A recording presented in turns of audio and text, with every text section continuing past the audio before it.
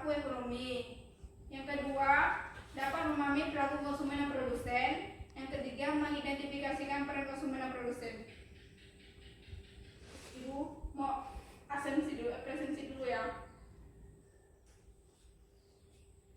Di sini ada yang nggak masuk belum? Ada, Bu. Siapa? Adit. Siapa dia nggak masuk? Oke, baiklah.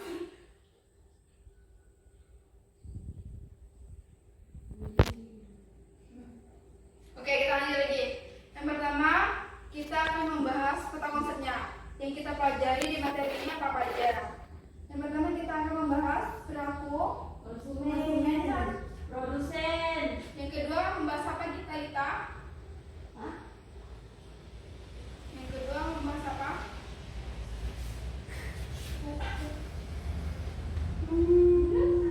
Membahas circular diagram atau model interaksi kegiatan ekonomi.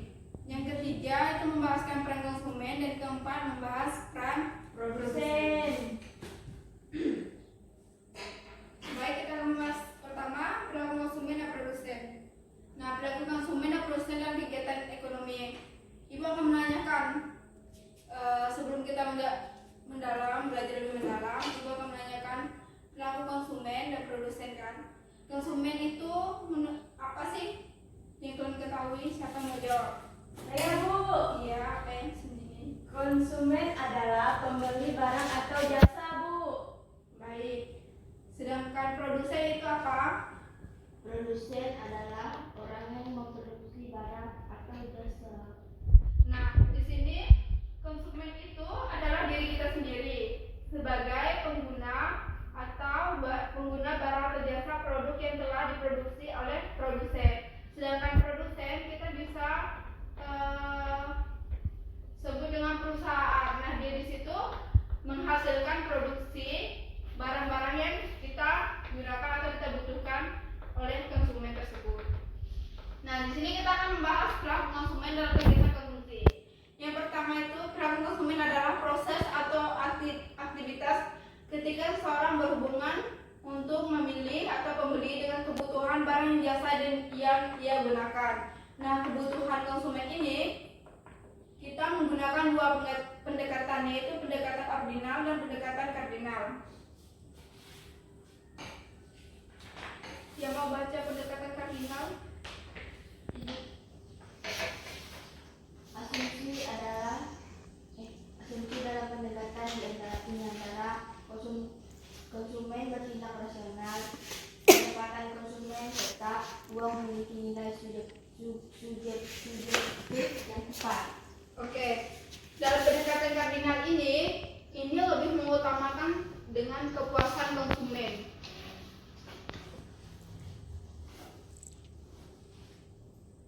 Contohnya itu ada sebuah raket yang berguna bagi pemain teknis. Sedangkan pemain bola itu contohnya pemain sepak bola lebih berguna bolanya dibandingkan dengan raket. Ada yang mau kasih contoh lagi nggak? Siapa? Saya, Bu. Ayo, Inji, silahkan. Contohnya chef dan gamer. Kalau chef perlu peralatan dapur untuk memasak, kalau gamer perlu HP, internet, dan kerjasama tim untuk memenangkan turnamen. Baik. Di sini kita akan membahas tentang tabel. Di sini kan melihat tabel di situ ya. Sudah melihat tabelnya? Iya. Oke, tabelnya di situ ada konsumsi, TU, total, utility, dan marginal utility. Nah, TU itu adalah meningkatnya konsumsi, sedangkan marginal utility adalah penurunannya konsumsi. Nah, untuk menghitung marginal utility kita menghitung dari TU. Di situ kan ada seperti yang kita lihat, konsumsinya itu semakin ke bawah itu semakin menaik ya. Sedangkan marginal utility-nya itu semakin menaiknya konsumsi, marginal utility-nya itu semakin rendah. Untuk menghitung marginal utility-nya kita bisa menghitung dengan total utility. Contohnya itu 4 sama 7. Itu cara menghitungnya 7 dikurangi 4 hasilnya 3.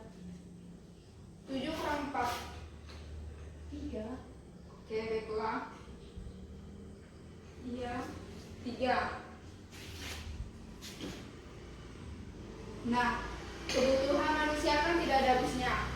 Banyak sekali kebutuhan-kebutuhan yang harus dipenuhi. Nah, dengan adanya kebutuhan yang tidak ada habisnya itu terjadilah pembahasan yang kedua. Pendekatan ordinal, siapa yang membaca? Saya, Bu. Oke. Pendekatan ordinal kali pertama diperkenalkan oleh Francis Underwood dan Vildo Pareto. Asumsi yang dipergunakan dalam pendekatan antara lain: 1. Konsumen bertindak rasional, ingin maksimumkan kepuasannya. 2. Konsumen memiliki pola pilihan, preferensi terhadap barang yang disusun berdasarkan urutan besar kecil pilihan nilai guna. 3. Konsumen memiliki jumlah uang terstatus. 4. Konsumen konsisten dengan pilihannya. Jika ia memilih sebuah dibandingkan B memilih B dibandingkan C, maka ia akan memilih A dibalik C. Pendekatan ordinal dapat dianalisis dengan kurva inferensi dan garis anggaran. Oke. Kurva inferen. Kurva invariant adalah kombinasi yang menentukan kombinasi dua macam barang konsumsi yang memberikan tingkat utilitas yang sama. Sedangkan kurva anggaran, garis anggaran.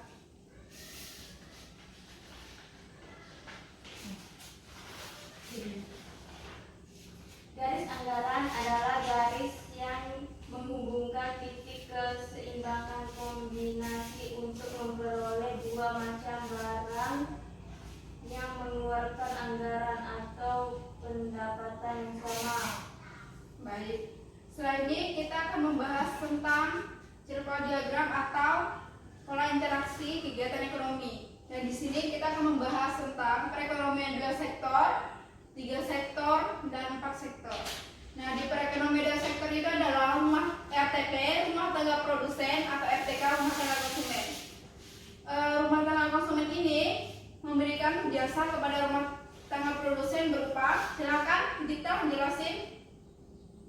Pengeluaran konsumen untuk pembelian barang dan jasa, menjual barang dan jasa.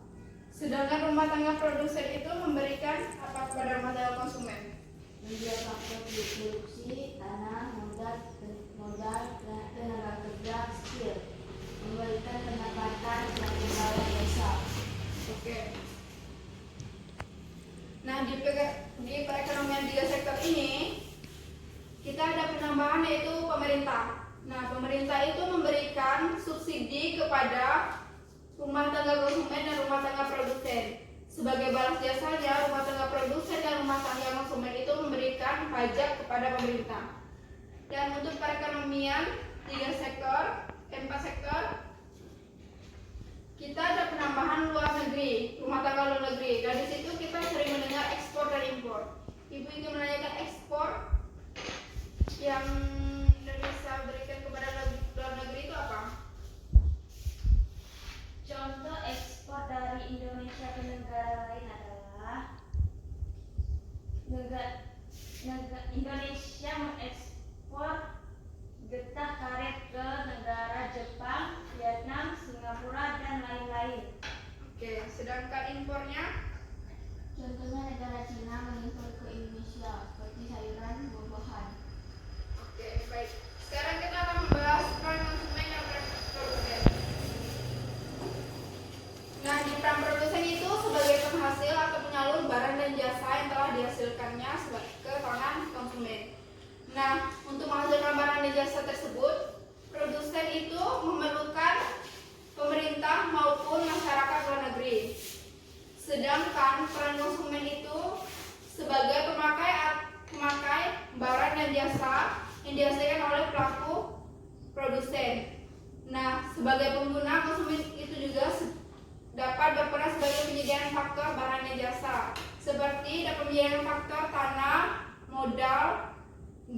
tenaga kerja.